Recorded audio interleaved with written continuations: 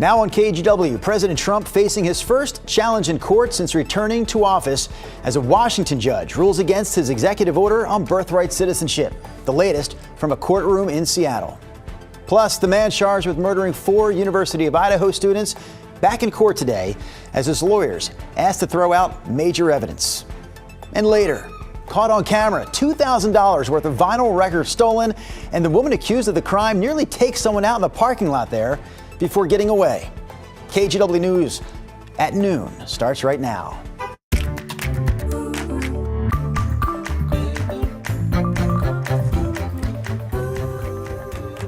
And we start with breaking news this afternoon. A federal judge in Seattle temporarily blocking President Trump's executive order on birthright citizenship. Washington, Oregon, Arizona, and Illinois are all part of this lawsuit, and the ruling just came down about 90 minutes ago. The suit argued that the president's executive order violates the 14th Amendment, which states anyone born in the U.S. is a citizen. The judge who handed down today's ruling called the executive order, quote, blatantly unconstitutional. After the ruling, Washington Attorney General Nick Brown spoke to reporters. This is step one. We have a long way to go. There are many other orders that are being issued by the president that will have potential impacts on people. But we are really relieved, frankly, that at least this court has seen the blatant unconstitutional action of this president. Oregon Attorney General Dan Rayfield, meanwhile, released a statement saying, quote, while the president has every right to issue executive orders during his time in office, he does not have the authority to arbitrarily deny Americans their constitutional rights. He went on to say Oregon will always stand up to protect the rights of its citizens. 14 other states have also filed lawsuits. Another hearing is scheduled in 2 to 3 weeks. In a related story, the Justice Department is ordering federal prosecutors to investigate state or local officials who they think may be interfering with the Trump administration's crackdown on immigration.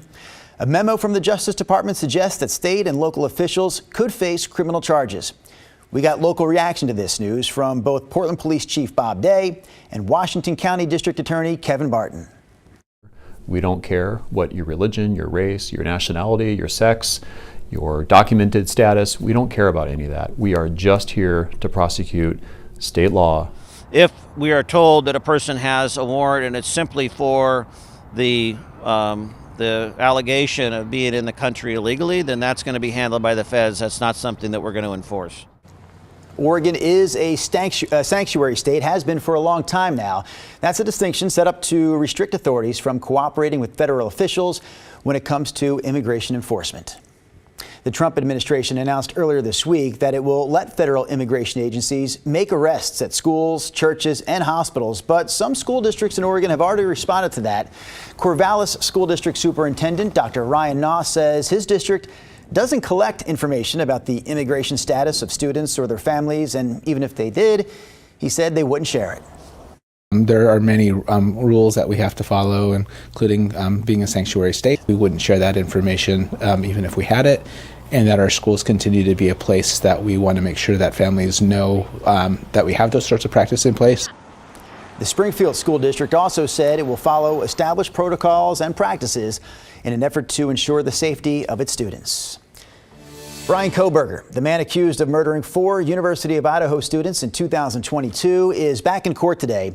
His legal team is arguing that the judge in this case should throw out key evidence against Kohberger, alleging that it was obtained illegally by investigators. NBC's senior legal correspondent Laura Jarrett has the latest. Bryan Kohberger back in court today as his attorneys try to convince a judge to throw out key evidence prosecutors plan to use against him. State v. Kohberger. Phone records, surveillance footage, and perhaps most importantly, DNA evidence, all now potentially on the chopping block.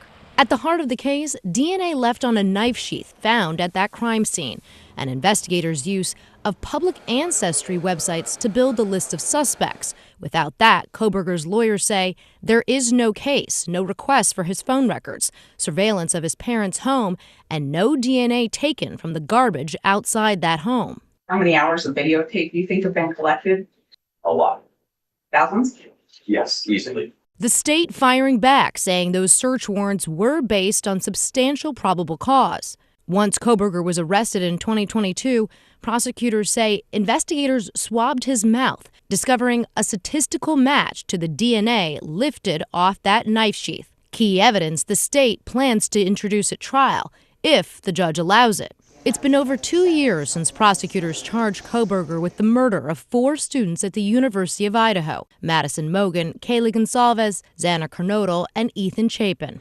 Cameras were in the courtroom as the judge entered a not guilty plea on Kohberger's behalf early on, but the doors to at least some of today's arguments are closed to the public. Kaylee Gonsalves' parents traveled to Boise for today's proceedings, but the closed portion of the hearing will be closed to them too. It is very hard for us to be treated as if we are the general public. It's really hard to be, just shut out of everything every time, and we just want answers. Last month on Today, Madison Mogen's mother echoing the Gonsalves family's frustrations with how the case has played out so far. I would say that I feel like the legal system is not about the victims, and I'll leave it at that. Again, that was NBC News' Laura Jarrett reporting for us this afternoon. Meanwhile, we have Rod Hill standing by in the Weather Center for a local look at our weather. Well, first things first from the weather department, another cold, frosty start. So are you wondering how cold was it? It was basically right where we have been more than not for the last handful of mornings. 24 up in Vancouver and Hillsborough, PDX 27. 2 degrees warmer than 24 hours ago when we were down to 25 to start your Wednesday. It was 23 out of McMinnville. Troutdale stayed just above freezing because of an east wind that has now calmed and flipped to the northwest, by the way. There's the Dalles at 20, Hood River similar.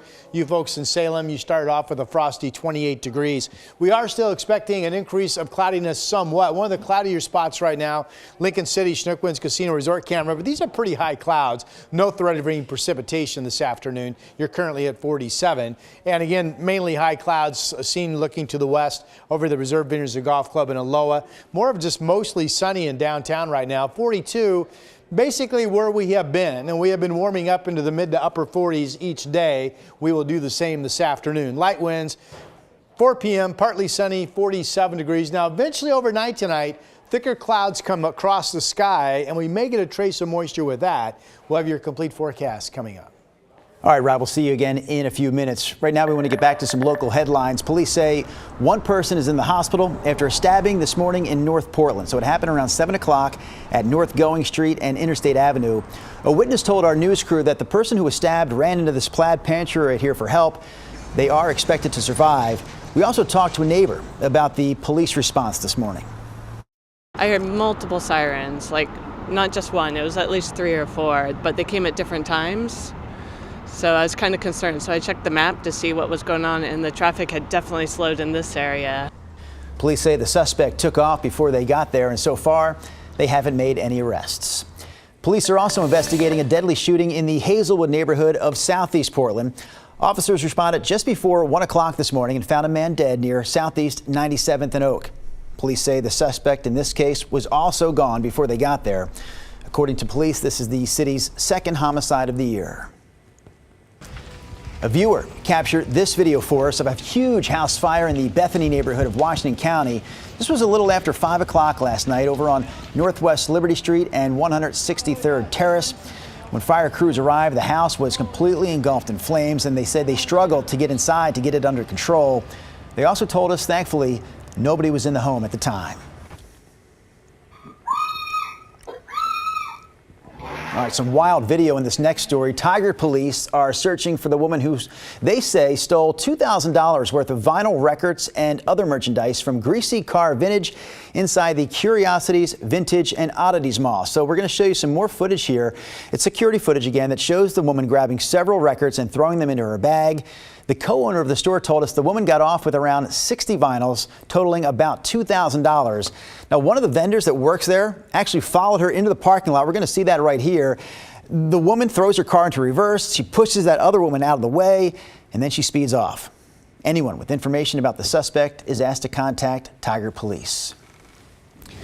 Portland's new mayor laid out part of his plan to end unsheltered homelessness by the end of the year. So Mayor Wilson says he wants the city to have 1,500 more shelter beds in place by December 1st. And to do that, the mayor wants to create a network of low barrier, nighttime only emergency shelters, along with a new day center in each of the city's 4 districts.